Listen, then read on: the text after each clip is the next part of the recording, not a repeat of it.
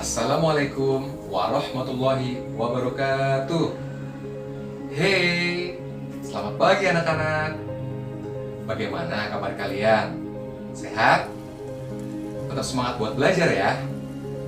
Sebelum belajar, Pak Guru mengingatkan, kita semua harus tetap melaksanakan 3M. Yang pertama adalah cuci tangan dengan sabun, menggunakan masker bila bepergian, dan tetap menjaga jarak aman minimal 1 meter. Sebelum belajar bersama Pak Guru, kita berdoa menurut agama dan kepercayaan masing-masing ya. Berdoa, mulai. Selesai. Pada kesempatan ini, kita akan belajar tentang bagaimana cara menganalisis pokok pikiran dalam sebuah paragraf, kemudian menganalisis komponen biotik dan abiotik pada ekosistem, kemudian menggolongkan hewan berdasarkan jenis makanannya, serta menganalisis jaring-jaring makanan. Kalian sudah siap? Are you ready? Let's check this one out, guys.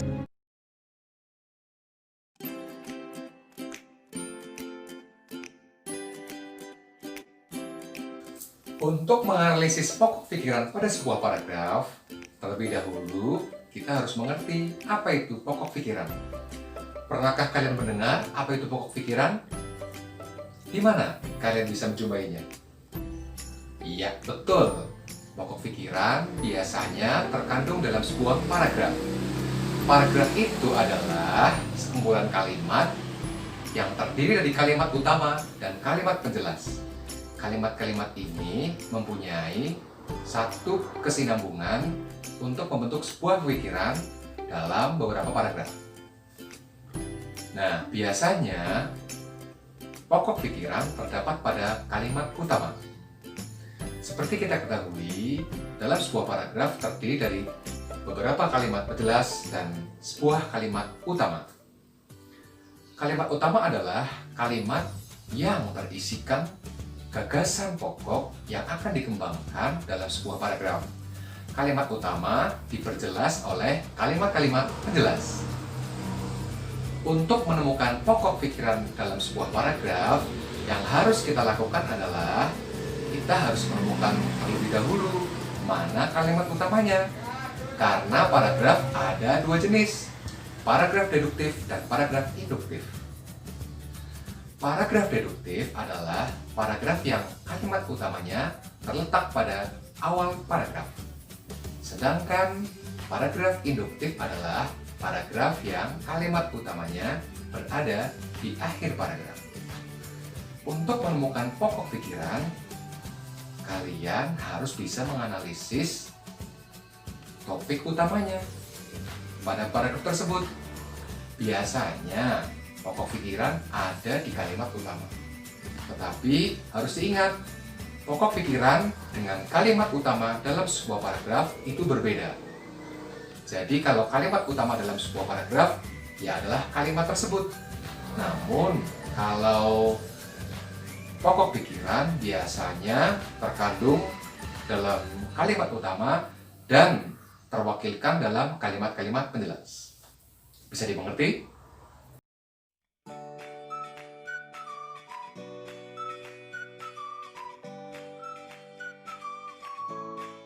Sekarang kita akan belajar tentang ekosistem.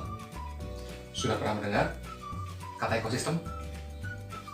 Nah, ekosistem itu adalah sebuah sistem ekologi yang di dalamnya terdapat komponen biotik dan abiotik yang saling berhubungan dan saling ketergantungan. Dalam ekosistem, komponen biotik adalah komponen yang terdiri dari berbagai makhluk hidup. Contohnya manusia, hewan, dan tumbuhan. Namun, dalam komponen biotik juga ada organisme heterotrof, organisme autotrof, dan detritivor atau pengurai. Kemudian, untuk komponen abiotik adalah komponen-komponen yang terdiri dari benda-benda tidak hidup. Contohnya ada sinar matahari, ada air, ada udara, ada tanah, dan lain-lain. Masing-masing saling membentuk satu kesatuan ekologi. Nah, ekosistem sendiri dibagi menjadi dua macam, yaitu ekosistem alami dan ekosistem buatan.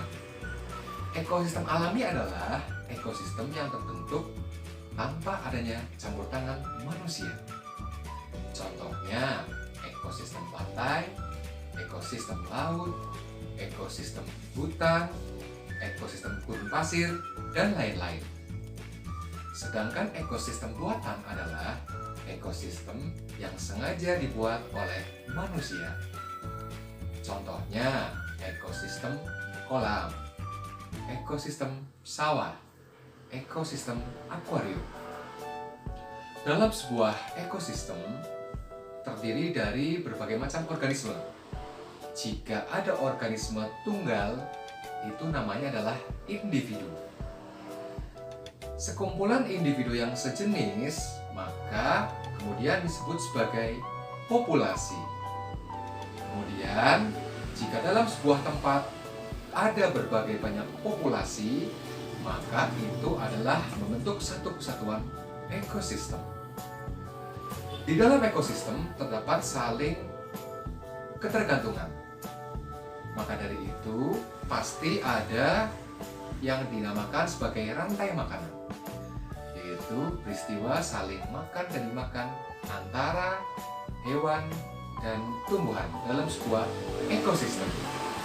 Penggolongan hewan menurut jenis makanannya dibagi menjadi 3 macam, yaitu golongan herbivora atau pemakan tumbuhan.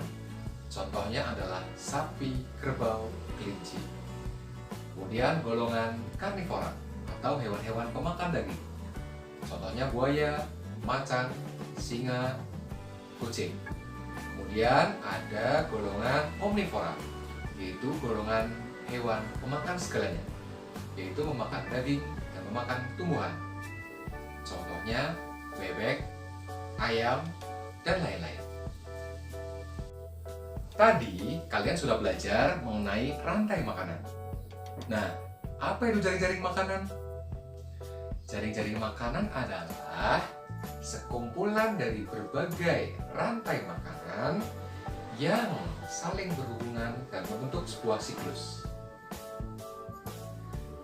Coba tadi kalian kaitkan rantai makanan dalam jaring-jaring makanan. Jaring-jaring makanan sifatnya lebih luas untuk sebuah siklus atau perputaran. Jadi di sini kalian dituntut berkreativitas, berpikir untuk menentukan organisme yang tepat dalam sebuah jaring-jaring makanan. Nah, apa saja yang kalian pelajari hari ini? Yang pertama tadi adalah menganalisis pokok pikiran dalam sebuah paragraf. Caranya adalah dengan menganalisis kalimat utama dalam paragraf tersebut. Karena dalam kalimat utama terdapat gagasan pokok atau ide yang mewakili dari satu kesatuan paragraf tersebut. Yang kedua, tadi kita sudah belajar tentang komponen-komponen pada ekosistem.